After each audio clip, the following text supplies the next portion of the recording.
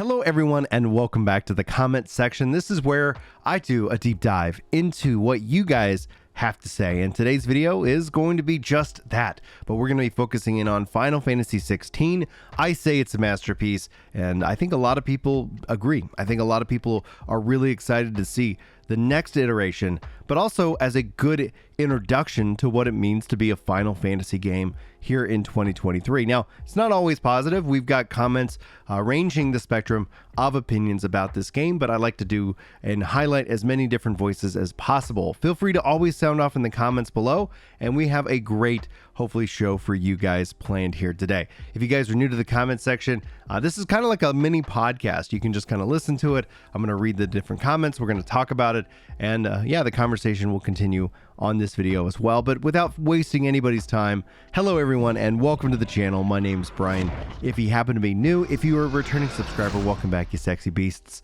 And this is launch week. This is Final Fantasy 16's debut on the PS5, and there is no shortage of opinions about this game. And I think what you're going to find is this coming weekend, it's going to be really kind of quiet. A lot of people are going to be excited, but I think if there's any dissenting opinions, it will be interesting to see what that actually looks like. We've seen it go and range a couple of different, gambits of different kind of categories, if you will.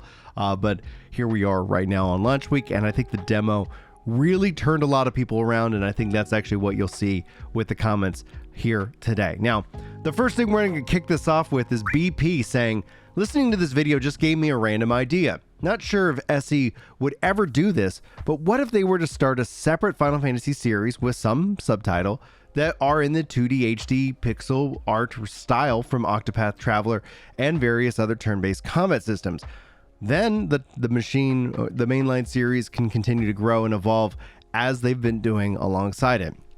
And I 100% agree. This is actually, I think, what, as a Final Fantasy fan, as what I find with a lot of Final Fantasy fans, it's usually the Final Fantasy that they get introduced to is not always the case. So there's always exceptions, of course. But the game they get introduced to is kind of what sets the mold. Now, for me, that actually isn't true. The game that set the mold, that really defined my love for the series, was Final Fantasy IV. In fact, I just have been streaming that here after having not played it for 30 years, want to experience it like as an adult and a parent now. And I can tell you there's some real big, heavy-hitting moments that I didn't resonate with or understand as a kid playing through this game many, many years ago. But I do think and I think it'd be really good to call forth those kind of games that kind of return to form. Sure, we do have Octopath Traveler, we have Bravely Default, kind of filling in those gaps as other franchise, but I think it'd be really interesting to see them take Final Fantasy almost in a way, if you think of kind of a root DNA, like, hey, this is kind of this style, and it would trickle down. You could say from the pixel remasters, the 2D HD remasters, like even Final Fantasy X as an example of kind of, hey, we're going to go in a certain direction, and kind of set these different, styles in a way, like you said, you could have a subtitle to offer that to the player base. Because honestly, at the end of the day, how long outside of the story and the characters would you think it would take to create a brand new Final Fantasy that's done in the 2D HD style? I think it could be done especially interchanged between the new modern style, whether that ends up being action combat or the Final Fantasy 7R. Like those could also, like, again, being kind of threads in which that, like, the Final Fantasy series goes in that direction, and thus we as fans could get even more Final Fantasy. And that's actually what I've talked about. That's what I talked about in the problem of Final Fantasy 16 video, being that the gaps have been so long between like true Final Fantasy, new titles, that you don't really, like, Final Fantasy 16 might not resonate with you. And some people here will highlight, like Pipz, in a second, it doesn't necessarily mean that that's going to be a game for them. And that's perfectly fine. It would be really great if Final Fantasy doesn't have to say goodbye to fans of a certain style of its past, but rather hello and say, hey, just by the way, like, whether you like 16 or you can go check out Final Fantasy, XYV, pixel not remaster, but that kind of callback, because I've been enjoying really playing through the 2D pixel remasters. They're phenomenal. and I kind of want that. So I'm with BP on this one. Now, Pipz, like I said, he says it won't be buying this. It seems so far just to be a movie. I think I'll just watch your streams to get the story. And everybody's got, that as an option.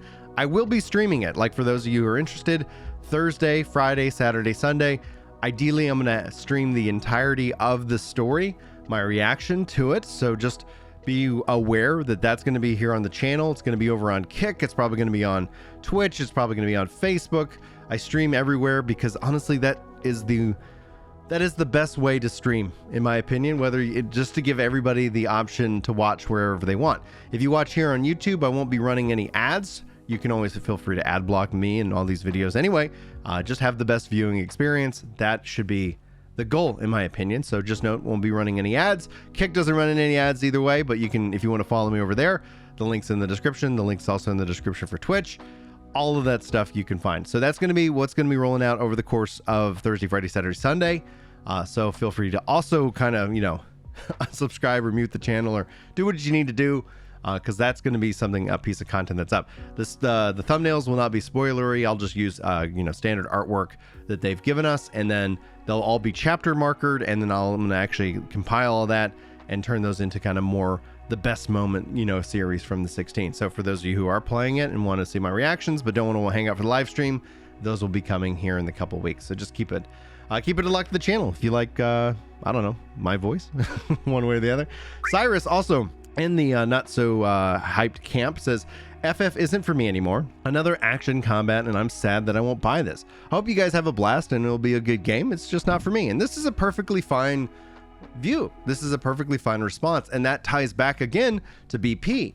It'd be really great to see them branch Final Fantasy, kind of, if you think about various different DNA or like a, kind of a tree, a family tree of how that kind of, breaks down. So that way people can be fed in the style that they want. And it doesn't have to be every day, right? But it's like one of the things that we look at, even between 15 and 16, the gap just keeps getting longer and longer. You start to think about 15, you go back then to 13, and 13 was definitely controversial, but I've heard a lot of people praise 13.3, Lightning Returns. I skipped that because by the time that came out, I was just so tired of these characters. And I get it's a part of the story. I was personally done. I'm sorry if 13.3 was your favorite. For me, I couldn't do it anymore after 13.2, where everybody knew what a paradox was, and I was like, my immersion just absolutely just got rocked at that point. And maybe that's on me if I'm being honest, but we'll have to see here. Let me know what you guys thought about the 13 series, because I really felt like 12 delivered that kind of a more mature story. Going into 16 now delivers it's really stepping up its game, and it's taking its gloves off, and I'm really kind of excited to see what Square Enix can do when they're not held back by some teen rating or well, anyway, I've said my piece on it. Let's continue on. StraightcheD, and forgive any mispronunciations of names, I'm dyslexic, can't read, and why not make a show about reading your comments? Sounds like a great idea.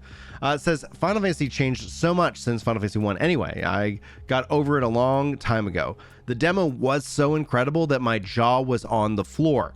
I think this is a new era in the history of Final Fantasy. And just as Final Fantasy 4 did first and Final Fantasy 7 did later on. Final Fantasy 4 kind of set the mold for 4, 5, and 6.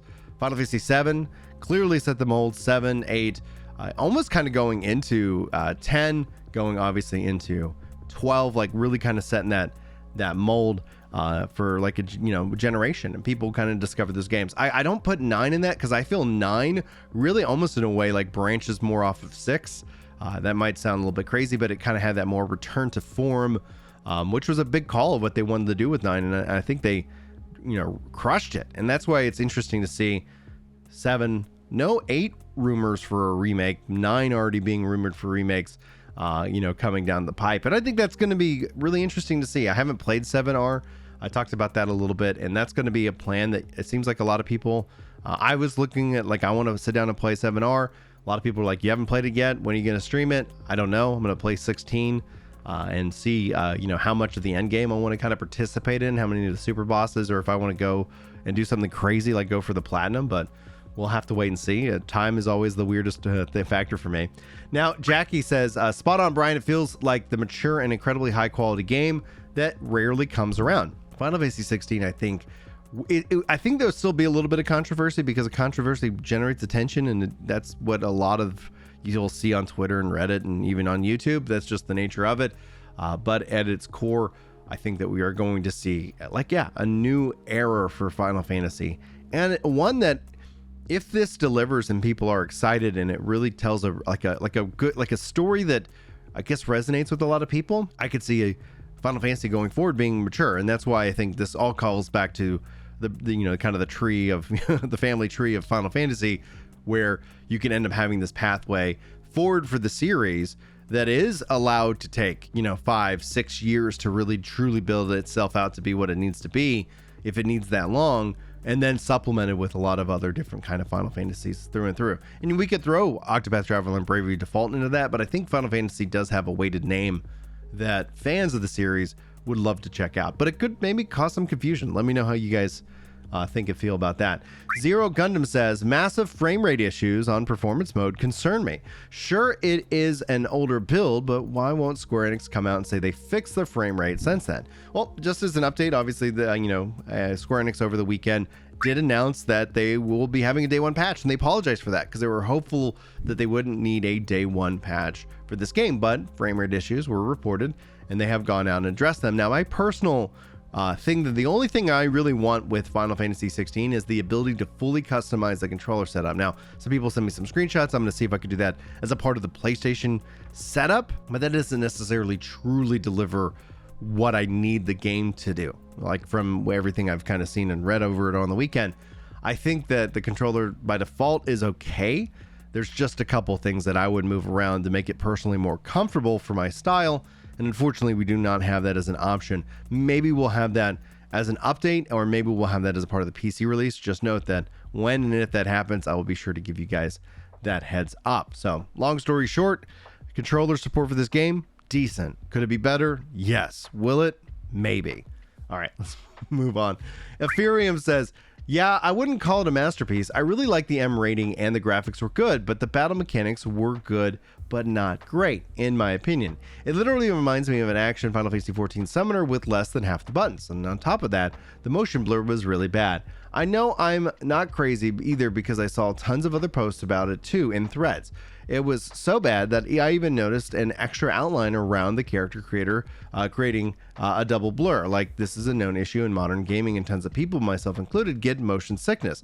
Couple of with frame rate dips, and that on the PS5, and it got a little brutal at times. And therefore, someone at me, I changed the settings on my TV and put the game on performance mode, and it didn't change much. One of the things, and this is going to be like, obviously the game's coming out only on PS5 in 2023. I think it's going to be interesting to see what this game can do on a PC.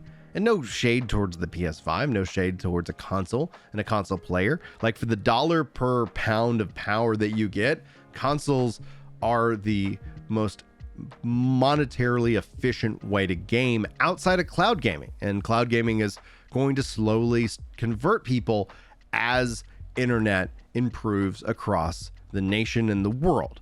So that's only a function of time. Whether that's going to be 5 years or 10 years from now, cloud gaming will become more and more. And this is just the science behind it. We've already seen the industry grow itself. It's very small in comparison, but it's going to continue to grow, month over month, year over year, because that essentially just like outside of the like going out and spending thousands and thousands renting that kind of cloud compute, is a very cheap and easy way. Seeing that with xCloud, seeing that with GeForce Now, and that's the biggest kind of hurdle that I'm just always confused why Square Enix does not support GeForce Now. Because when we look at Starfield, 30 frames a second on console, not going to be a problem on PC or on GeForce Now, because you have the ability to throw so much power at something without having to throw your wallet at it the whole time. And just to say that doesn't mean that cloud gaming is going to replace PC gaming. It just means it's going to be supplementary. And as a dad who has seen his Switch at the bottom of the tub and things and physical things get destroyed, having every opportunity for that not to happen, It just seems to make a lot more sense to me. Doesn't mean it's going to have to resonate with you, but I could see that kind of slowly creeping in and allowing consoles to handle these things better. That's one of the things that I've called and said it would be really cool if Square Enix lets you stream the game on PS4.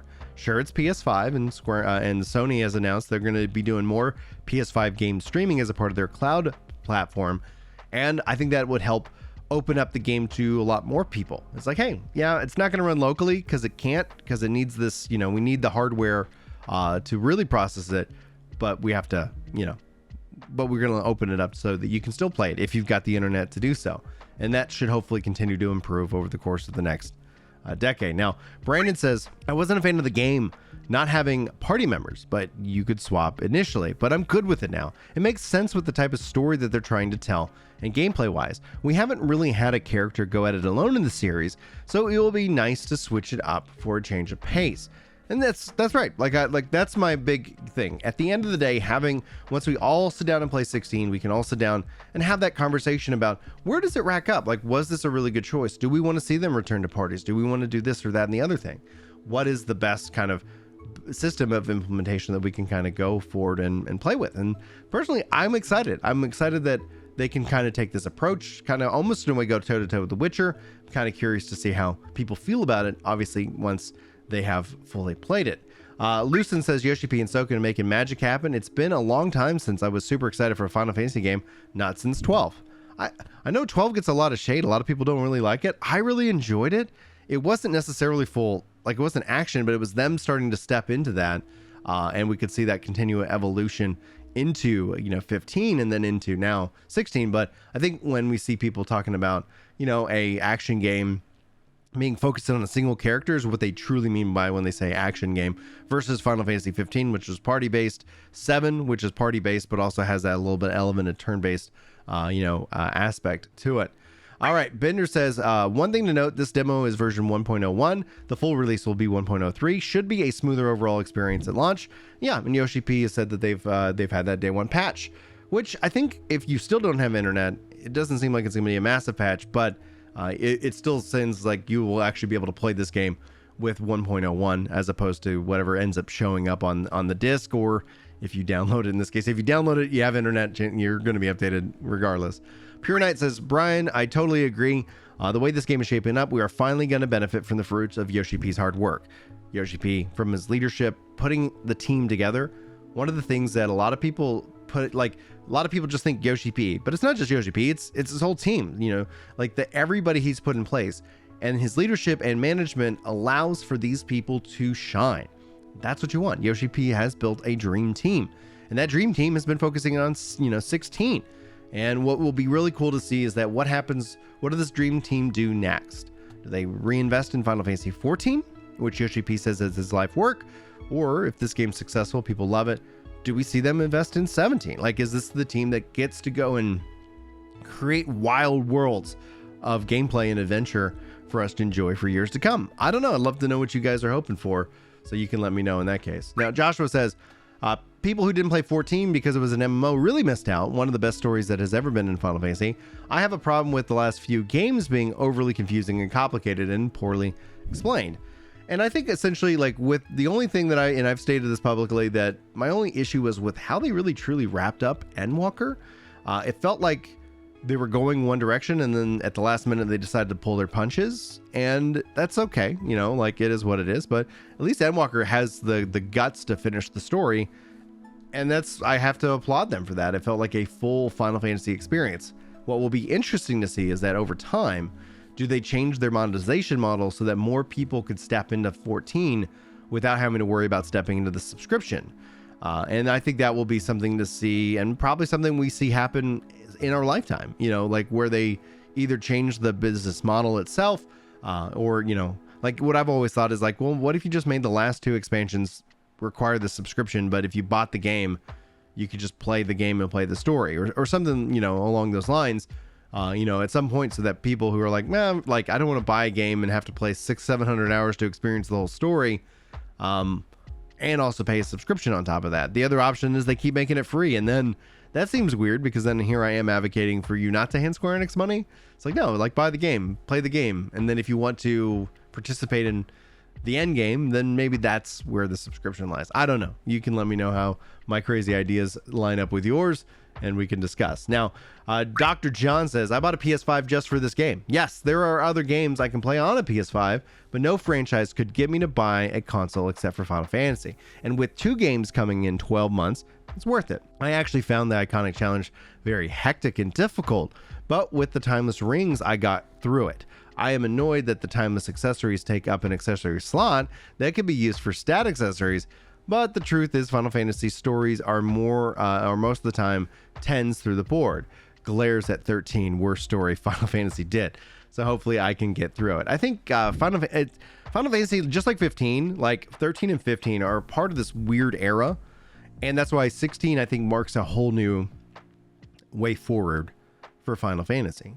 Is that write a story. It's almost in a way like we haven't seen the fruits of this yet, but with James Gunn taking over the DC universe, this, we'll have to wait and see. Now, don't talk to me about The Flash. I haven't seen it. I'm not going to see it. I'm gonna wait. That's gonna be one of those wait for movies. But also, as a father with 6 kids, like literally I don't go to the movies anyway, so my quote unquote waiting is more like, all right, like that's it, is what it is. I'm not going to go pay to see the movie and a babysitter, and it just, the costs just add up too quickly for me in my case. But I bring that around because 13 and in a way 14 1.0 and 15 are a part of a big transition for Japanese culture and software development, where Unreal Engine comes out, the HD gaming era comes out. I think Square Enix got caught off guard, namely because you also see like a lot of stuff with Unreal Engine wasn't translated into Japanese yet. Like there were definitely things that they fell behind as a country, and you see that where the adoption of late PS3 and 360 coming from PS2, which was so dominant, and then essentially going into what do we do? So 12 to 13 was really shocking, and 13 I felt like they're like, okay, we just kind of have to get this out. And the world on the story in and of itself, there's some interesting stuff there, right? But just like with 15, then everything's kind of broken up, and they had to restart development of that game, and the players suffered because of it. What James Gunn's doing, we're going to write a story, we're going to have a complete story. We're not going to do what a lot of these movies are doing, where we've written 3/4 of the story, and then we got to figure it out, we got to wrap it up. Oh no, big beastly monster. Like, okay, well, that seems to be the standard kind of thing that you're checking boxes with. So I think 16 will, because it's finished and it was like planned out, and and here's our vision for the game, and now we executed that vision, and here's the fruits of that. We're going to benefit all because of it. So hopefully that's what they show. Here's what we want to do, and then we go and do it. Oh, turns out we got extra time, let's make it even better, aka the Final Fantasy 6 model. All right, Kevin says, I bought a PS5 literally when I heard the demo dropped. After playing the demo, I know I made the right choice, and I have literally held off buying a PS5 because there was an exclusive to justify it yet, until now. This could be a generational title.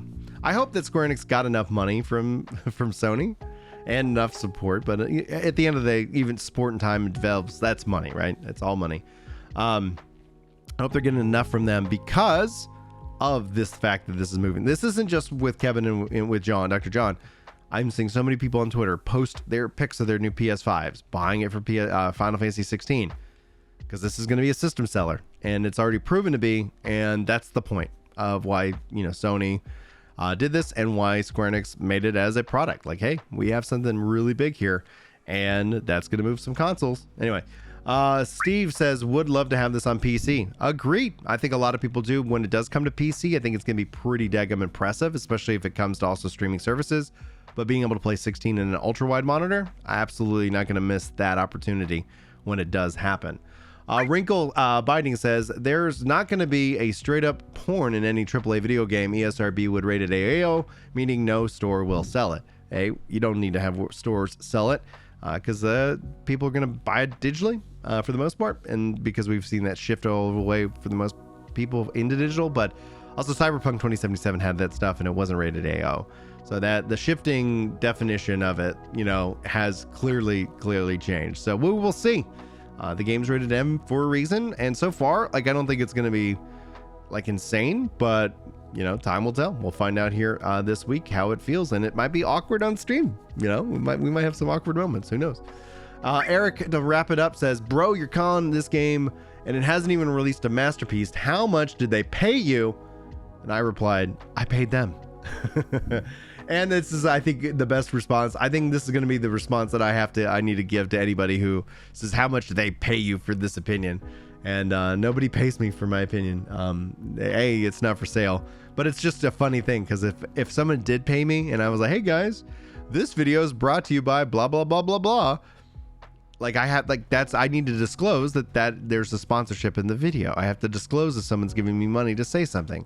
Otherwise it's illegal and I could get in big trouble. Big trouble. A lot of people got in big trouble, and the rich people don't get in as much trouble as I would, right? Like I would get in so much trouble because I can't afford these high-end lawyers. Rich people just pay like a massive fine, and I'm sure it doesn't affect their books at all. They're like, oh no, I don't, like, at some point they've got so much FU money that there's really not much that you can do to them. In my case, I don't have any of that beautiful FU money, so it would really screw me over. And my kids aren't worth me lying to you. And that's always the humor of it all. It's like, I feel like I'm in a unique position to keep telling you guys the truth, which is what my opinion is, and what my view is to tell you, as my voice fails at the last part of this video, what I truly think. And because I'm not reliant on you being subscribed, I'm not reliant on you watching a video, I'm not reliant on you being a member, I'm not reliant on your financial support. I appreciate all that stuff 100%. You guys give me the opportunity to talk to you about video games, and that is a continue me thanking you. And that's why I try to make my videos something that you can enjoy, whether for like listening, whether for education, or information. That's like kind of the way I try to thank you guys back for watching these videos. But yeah, it's a beautiful like freedom. And so I do know, like I've talked to creators who are like, oh man, I wish I could say that. I can't be critical of this game because people will unfollow me. People will say the quiet part out loud to me. And we've seen some people say the quiet part out loud, to others. And it's like, yeah, that's exactly right. There's so many creators who are afraid that you will unsub, walk away, you won't watch because they are relying on your money, so they don't tell you the truth. You could probably figure out who I'm talking about. I'm not going to tell you, but I'm sure you've already figured it out. But regardless of all that, there's many more. And that is, I think, an unfortunate thing. And it's one thing that I really appreciate. And that's one of the reasons why I never want to be in this in full time, because I want to always be truthful to you. I always want to tell you exactly what I think and feel. And then we can discuss it. We can have that discussion of where we differ. But with that, that's the video, guys. Thanks for being here. If you enjoyed it, like it. If you didn't, double tap that dislike button. Comment, like, share, all that cool stuff is a real great way of saying thanks. But let me thank you, and let me wish you all the best. Happy day, happy Monday to you, and hopefully I'll see you in my next video. But until then, take care.